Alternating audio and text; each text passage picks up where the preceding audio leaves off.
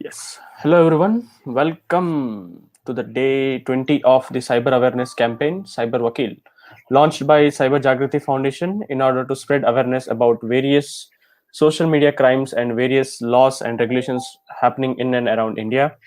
So, today, the topic of discussion is AI laws, and we are having an amazing speaker with us, Mr. Abhivardhan, who is founder of ISAIL and internationalism.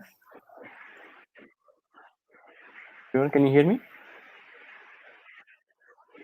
Yes, thank you so much for your humble introduction and very happy to discuss things further. Just give me a minute. I'm just Yes, searching for stuff. Yes. sure. Okay. So, an innovation is not just a different approach. It must bear some stability and resilience for the betterment of human society, such that it really matters and does not become a lost TV show which peaks high at first, but when falls, that nobody sees where it is. It should be a legacy which defines you and your entrepreneurship, and not market identifies and democratization as cheap collections. Be unique, it not being unique is not always the final thing. These are the words which Mr. Abhivardhan says in his starting of the talk. So without any delay, I would hand over to Mr. Abhivardhan, and the floor is yours, Mr. Abhivardhan. Thank you. Thank you so much. So, while we have to understand what AI and law is, we need to understand the distinction first. So, the distinction starts in the simple way of understanding what AI really is. Well, under a technological consideration, AI can be many kinds, but the thing is that when it comes to the practical and utilitarian aspect, then the role of AI drastically changes.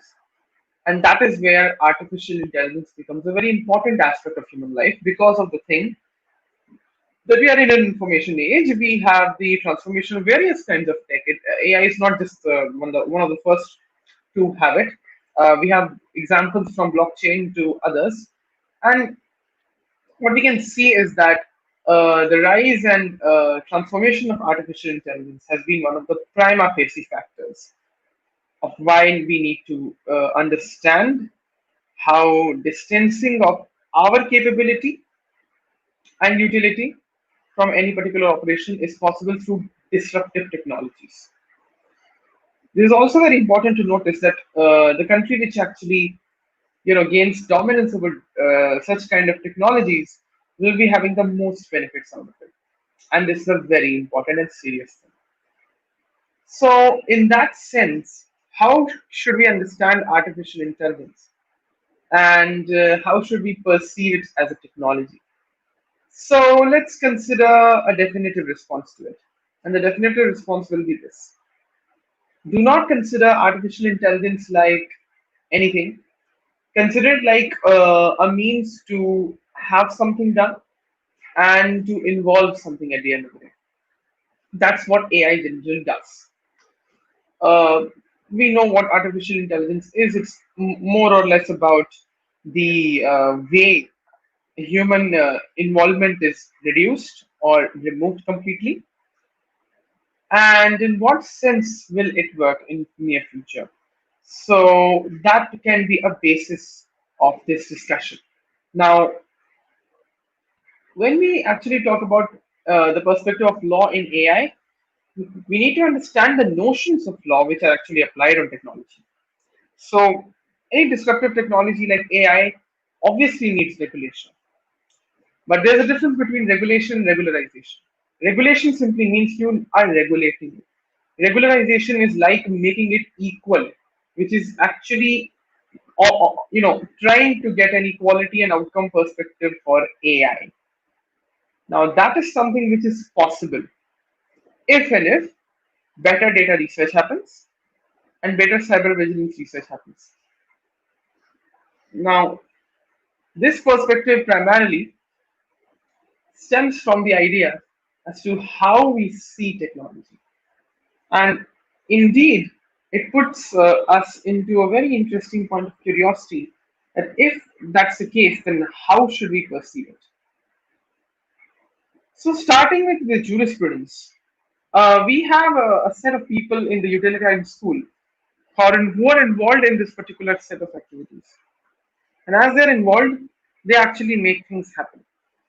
They are the people who judge and analyze how artificial intelligence has a very important role in mankind. And therefore, they actually make things happen. So there are particular schools of understanding. One of the most dominant schools which has been is utilitarianism, and it is connected with also the economics of the world, which is neoliberalism.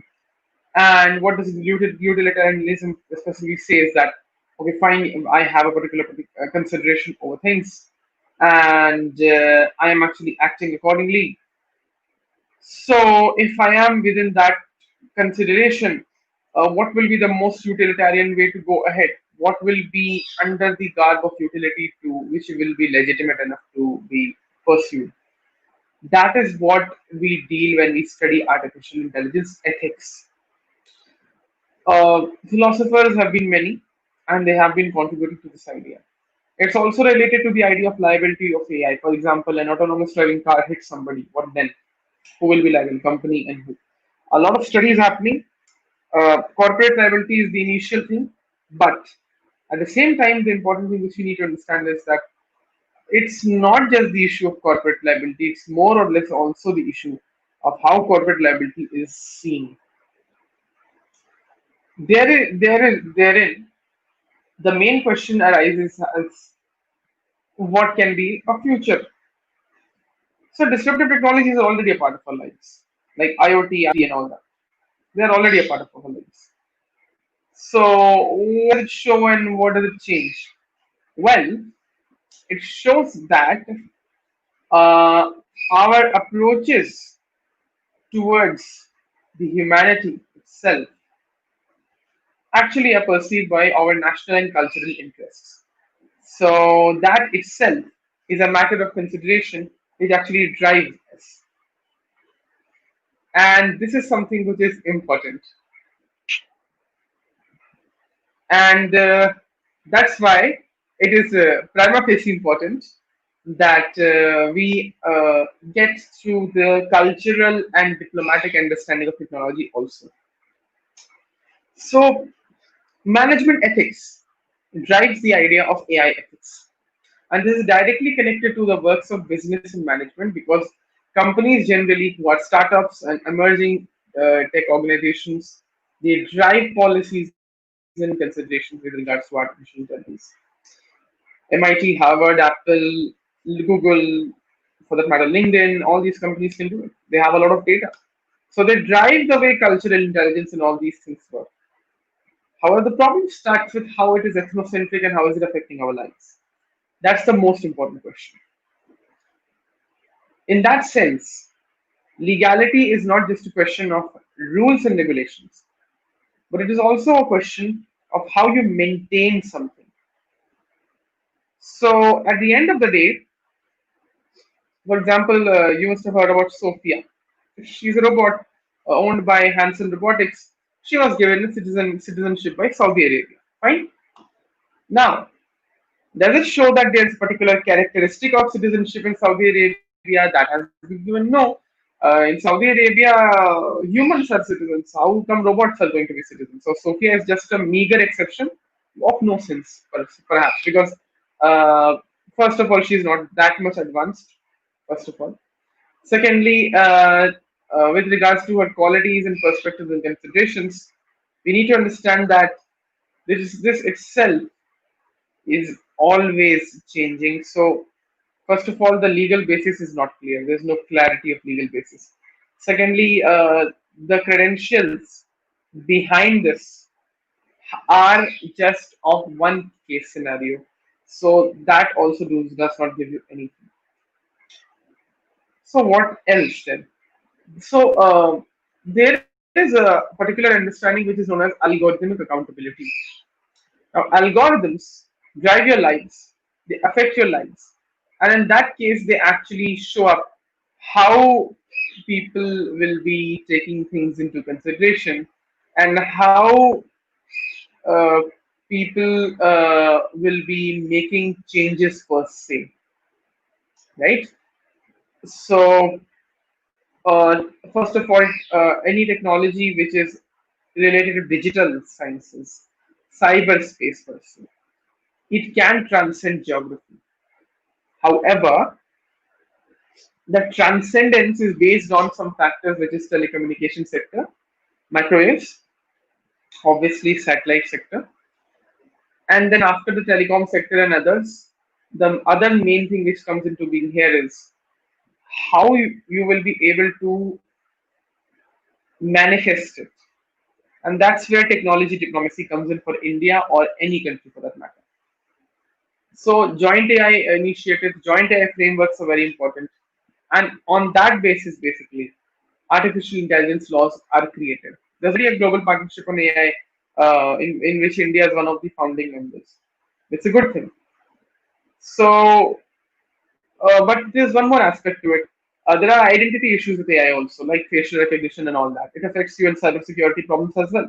Uh, People can use your facial recognition and biometric. They can copy it and they can do any particular operation which is dangerous. So, what to do then? Well, actually, it would depend, depending on the quality of substance, the nature of technology, how is it actually affecting the people, how it is not significant. That would depend on the nature of the system itself. What kind of technology is used, how much advanced it is, what versions does it have, and in that sense, how will be how will it make changes accordingly. So it's in that scenario, I would very humbly speak. So, at the end of the day, AI ethics is a very important thing. Legalization is something which takes time. It can transcend geography, but at the same time, cultural diplomacy has a big role. So, that is one thing. But there's another aspect to it, which is consciousness. Now, since we say that AI is learning things, then how will it actually go beyond the habit of learning only? Within machine learning, a subset of AI, there are many kinds of learning mechanisms. Okay, and I don't wish to count how many are there. I think it's 3 to 4 or 5 to 6 primarily. What happens is that these learning mechanisms actually get inspiration from data.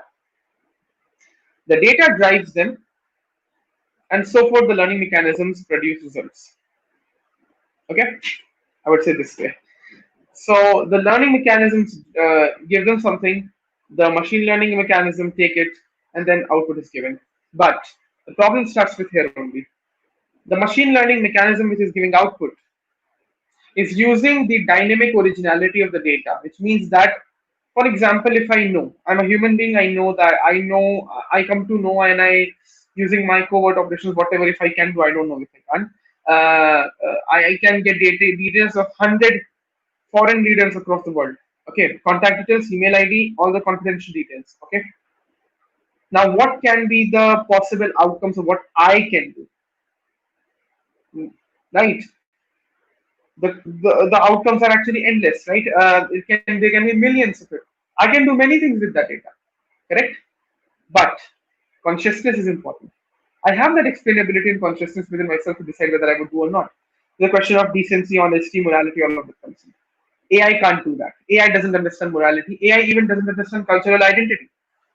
I'll make a simple classic example of Twitter. On Twitter, a particular defense expert was going to get live. So for fun, he just changed the location to Leh and Ladakh. Okay, what's the problem? When he did it on Periscope using geotagging, it was showing Leh and Ladakh as Jammu and Kashmir People's Republic of China. Now you are within Indian territory under the Indian Constitution and the Indian diplomatic position. It's a part of India, not a part of China. So what is it? It's a failure of geotag. It's a failure of the algorithms which are involved, right? So algorithms typically do not understand many things.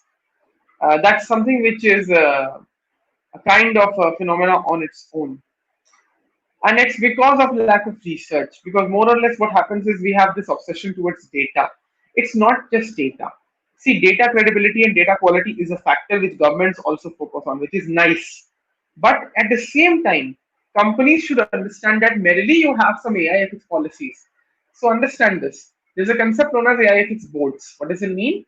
Remember that companies use are liable to give something known as what? Privacy policy, right? For sharing of data or anything like that. Still what happens? What happens? Privacy policy violations are another thing, but anyways, privacy policy is privacy policy, okay? But the most important thing which is there is, despite having privacy policy, what we can actually say is that the privacy policies are not that much dynamic in nature, so you can control and understand the way the culpability and fungibility of the criminal activities with regards to data protection and its violation or breach of data can be assessed. Unfortunately, the GDPR of the European Union is one of the, not backward, but it's kind of an outdated legislation because already companies are having GDPR compliant measures. So how does the GDPR help? Next, another important aspect to this issue is in this way. So, AI ethics boards actually do the same what privacy policies do. Difference is they actually focus on AI and its implications. Now, AI can be used in many ways: facial recognition system, biometric system, barcoding, for that matter, analyzing algorithms in social media. Why? Analytical algorithms which are actually involved in all your social media posts and comments, you are using them. So therefore, in that way, it actually affects, right? This is a very important phenomena. Uh, that's how it actually works. This is something which is a very important development. Secondly, AI ethics boards have also a feature that since they know how the AI works, it's in a Pandora box. It's something which is unknown. Since it is unknown to the people, it's not transparent, which is black box AI. It affects the privacy of the consumers because of this, and because at the same time, the dynamics of the data. I told you the example of that details, intimate details of 100 foreign leaders. I have a consciousness, I can do whatever I wish to do, correct? But even within the limitation of the activity that the AI system does have, it can have the complex, it can use its algorithms to generate a lot kind of hybrid information or hybrid outputs, which actually at the end of the day is not something which the AI is expected to do but can do. However, obviously it's based on how much data set is being used, how it matters. So for high level things which have, which have trillions and trillions of information, and I can name the companies to Twitter, Facebook, and all those responsible for this, they can actually manipulate you. YouTube can manipulate you. Google can manipulate you, right? So this is the thing. They can also use deepfake. They have all the research and predictive algorithms. They can use predictive algorithms and they can actually come up with a lot of things. Facebook AI research already does that. See the reports of 2017 of Facebook AI research, you'll come to know that. So that's the thing. But I don't think it is a matter of fear, but it's a matter of caution. Because here, your nations actually come into being. Okay, America, India, all these countries have to come up with some policies. India has come up with a policy. Unfortunately, this government, unfortunately, has to still mature with regards to AI approaches. The problem is that they are suggesting some things, but these are primarily very elementary approaches. But AI's involvement in India has already been advanced. Um, it's not just social media. It can be in airports also. Facial recognition applied in Indira Gandhi Airport or Kempegowda Airport or wherever international airports in India. I don't know whether Lucknow Airport does it or not, but some international airports already. So Kempegowda and Indira Gandhi in Delhi and Bengaluru are doing. The rest of them I don't know. Kerala also utilized scanning machineries for thermal scanning, basically AI using thermal scanning to detect people if they're COVID effective or not, and so forth. So this is a thing which is under a subdued transformation. Okay, it will happen like this, and there will be some issues with regards to legality. So the best solution is understand the cultural geographic implications of what AI can do.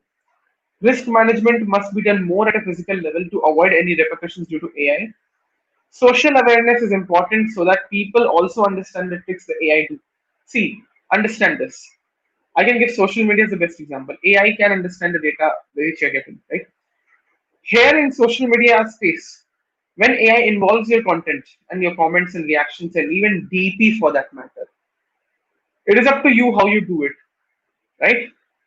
So feel free to share information, but stop private censorship, stop ideological biases. For doing that, sue the companies, ask the government to make stringent policies, ask the government of India, do it, they'll do it. On Netflix is already under a case in, I think, the Madras High Court. They're already under a case, right? So for a pedophilic film. So it's already happening, right?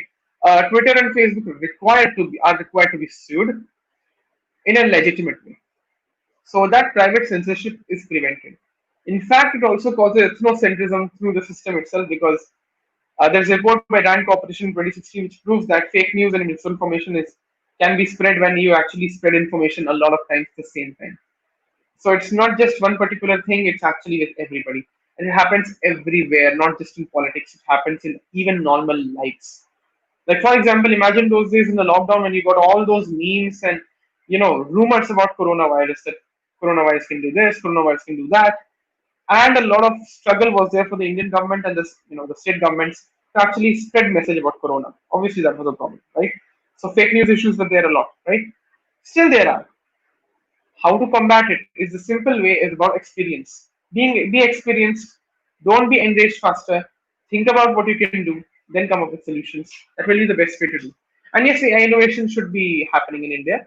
But at the same time, for example, if it is not related to social media, then what kind of AI it will be? Autonomous vehicles and so forth. Human involvement should be there, but better research should be done. I believe for every kind of AI system, whether it is an autonomous vehicle or drones or algorithms, it will differ. I can't give a definite answer to whether it can be an absolute one thing what to do. No, there are many things to do. So, for example, based on system to system, particular circumstances come in. For vehicles, yes, geographical considerations, how traffic is there in India. Is the system accustomed with it? Remember, the United States is a developed country. If you are having recordings of the traffic and traffic environments are being analyzed with car, then that car can handle the American traffic. But is it necessary that it can handle the Indian traffic? No. The Indian traffic is far more federated and far more in a worse condition, right? Many roads in India still are in a bad condition. There are many things there, right? That's what I would uh, comment per se. And also, a good news to share today: India and Taiwan are likely to have formal talks on trade issues. That's a good news to share. Anyways, so one thing which is important here is based on the kind of AI systems, whether software, hardware, or a combo. Obviously, it's a combo. You understand that the liability and accountability considerations for companies in the system will be different. At the same time, when you are involving AI into your personal lives, it depends whether it will be that much involved or not. Because as I said, learning capability is different, but implementing capability and explainability of why it was implemented is something which is a big challenge. Scientists are already working on explainable AI. So that will be the big challenge.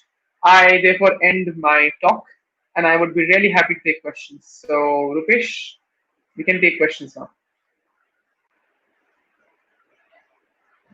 Yes, thank you so much, Abhivardhan, for those kind words. So there's one question popping up, sir. Is this cyber laws are different for different regions? I think that's incomplete question. Maybe whoever has asked that, if you can comment more on that, it would be really great. Yeah. So Abhivardhan, so I have few more Yes. questions on that. They have been flooding of Yeah. questions over here because AI Yeah. Yeah. is currently the hot topic currently running in every, because most of the participants are students and AI is something which is going on currently. So Abhivardhan, a question from that, because now currently data protection bill is still in in process in the government, in the Rajya Sabha. Lok Sabha has passed it, but still it's there in Rajya Sabha and president signing. So what changes do you think can come Yeah. after that with respect to AI, in the field of AI, because that it's totally on data, right? And AI Uh, or ML is totally with that resembles with data. So what changes might come later? well, actually, it will be a regime consideration. So, for example, you have a set of considerations to control the way data is processed, okay, for personal and non-personal data. So one thing which will be important here is that Now we will have a more stable and stronger regime of control, and the government, on the basis of national security considerations, will have a lot of say over it. However, the PDPB is still a very it's an old legislation. So, additionally, what can be done is that some guidelines on this private censorship issue must come. Like I'll take the US example. US elections are happening, and there's a story on one of the candidates of the US election, Joe Biden, and his son Hunter Biden has been, according to the New York Post, an article which says that Hunter Biden has been responsible for Ukrainian oil and all that. He's board for a Ukrainian oil company. Now that has been actually revealed by the Freedom of Information Act, like the RTI in India, and federal government there had released the mails to Hillary Clinton and Joe Biden's son. Right now, if that information is shared by the media, what is happening is in many cases for the users, Twitter is blocking their information, Twitter is blocking their accounts. And this is also algorithmically handled because many things are automated. So what is happening is based on the hashtags, based on the @ rate and all that you use, the mentions, Twitter is blocking your account and blocking your ability to even write a tweet. That's happening. Now that's a big issue of censorship, right? Why? Because you're actually controlling one kind of content for your ideological narrative or whatever. Because big tech has been accountable, has been responsible for it. Recently, Mark Zuckerberg said that we will now block all the posts which actually deny the existence of Holocaust. Well, that's good, but it still doesn't mean that it will help the issue, because something which is historically proven, free speech should be absolute. You can only work it out when at the physical circumstances there are cases and there is a direct connotation. That's how it works in criminal law. I can take the Bengaluru example very affably. When a person posted on Facebook and a particular set of people from a particular set of community and so forth actually committed violence for that particular post. Now the issue of free speech is a different thing, but at the same time, it is connected with how algorithms made it viral. That's how it happened with the Ganganam Style in 2012. Algorithms made that post viral because it was a Brownian motion on YouTube. Okay, that's how it happens in social media. So private censorship and surveillance both should be at the forefront beyond the PDPB. I think there can be some regulation on it because the Indian government should do it faster. Already, when we want a more capitalist India, where now India and Taiwan are having trade talks and Geo has some investments and now things are changing. And cyberspace also, India should also be a member of the D10 under Britain, and it can be. I certainly believe that regulation of this issue of private censorship and AI also should be taken into consideration. That would be my view. Okay. Yeah, thanks, Abhivardhan. That's quite amazing. Yeah, so Abhivardhan, there's one more question popping up because you might have seen in few Google launches, Google GDG launches and all. So automated calls were made. That's one example being given. So how can automated calls, or suppose I just say, hey Google, just book this thing, and that actually does the work for me. And in this cybercrime space, there's a lot of phishing and wishing kind of crimes that happen. So what do you think, will there be any phase in future where just fraudsters just using, because wipe calls, how wipe calls work, they can just automate the wipe calls, and you know like how do you think this AI can come in this crime field with a lot of growth in that? And would there be any Well, laws well, also, well, well. Yeah, would there be any laws also yeah. pertaining to that? Well, actually, the legal consideration can be established easily. However, it depends on how this is monitored. So, first, the issue is, since it is related to cybersecurity, first of all, how you monitor the calls, number one. Secondly, since it is automated, it will have a character. It depends. Say, for example, you are having a call and you're getting an information. So sometimes it depends on a case of vigilance how you manage those automated calls.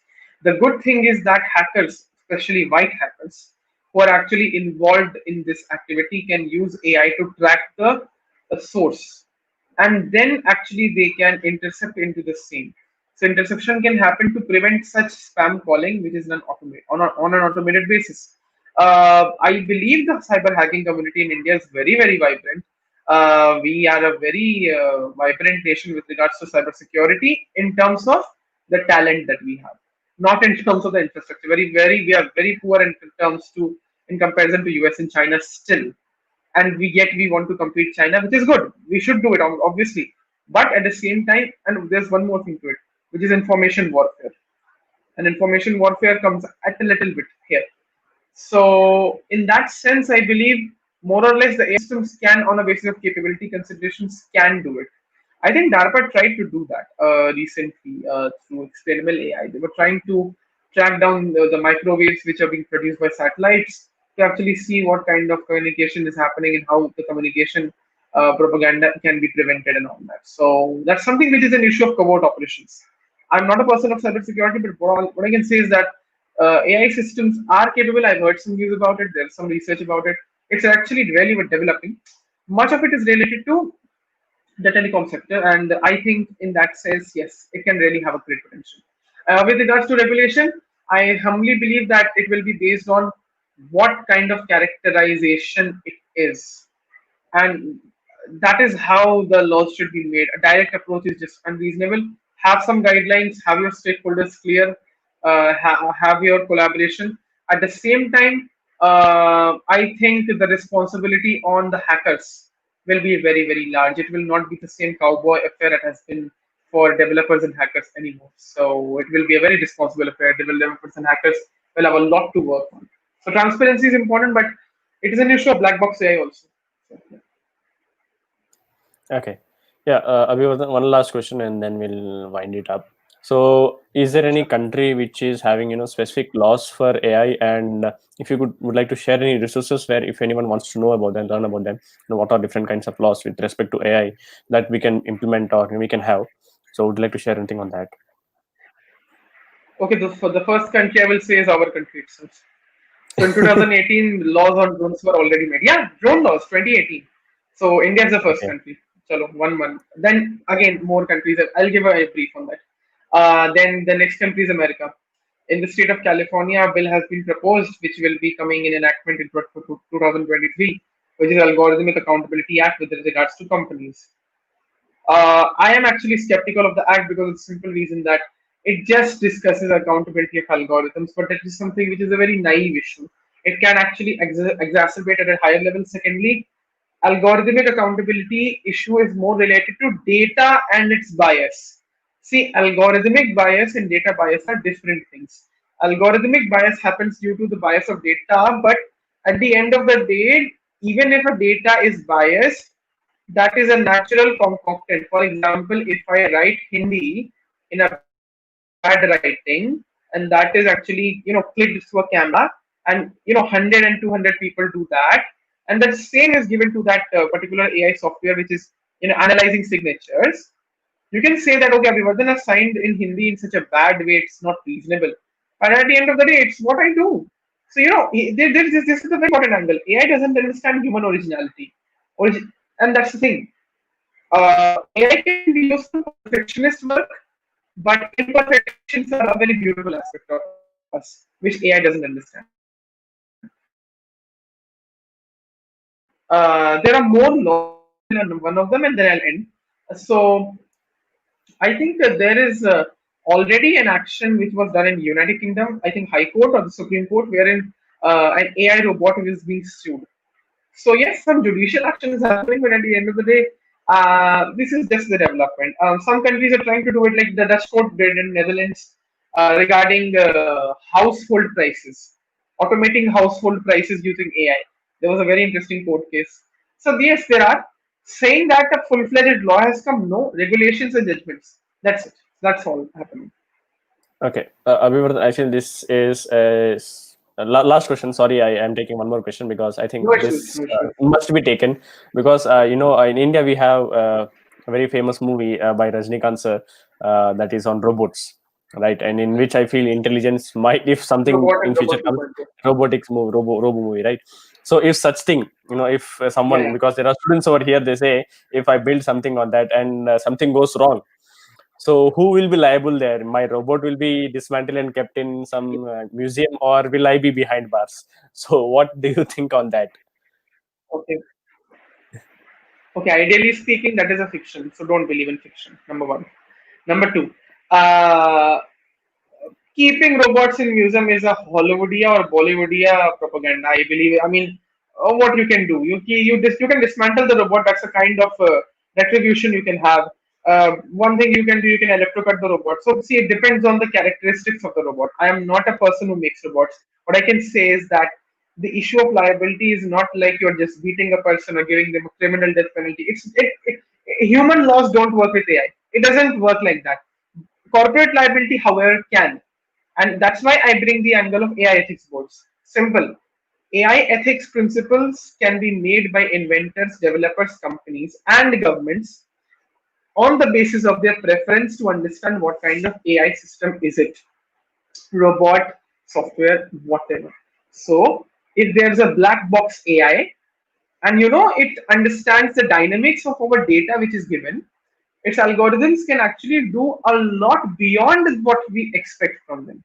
Obviously they can, and this is not because of you can limit the activities obviously for limited number of data, 50,000, 10,000. I am not sure about the exact metric because I think it depends for every software. It depends what kind of information is it. For social media, I can say yes because Twitter and Facebook do it, YouTube do it, Google do it, which is that you can actually limit it.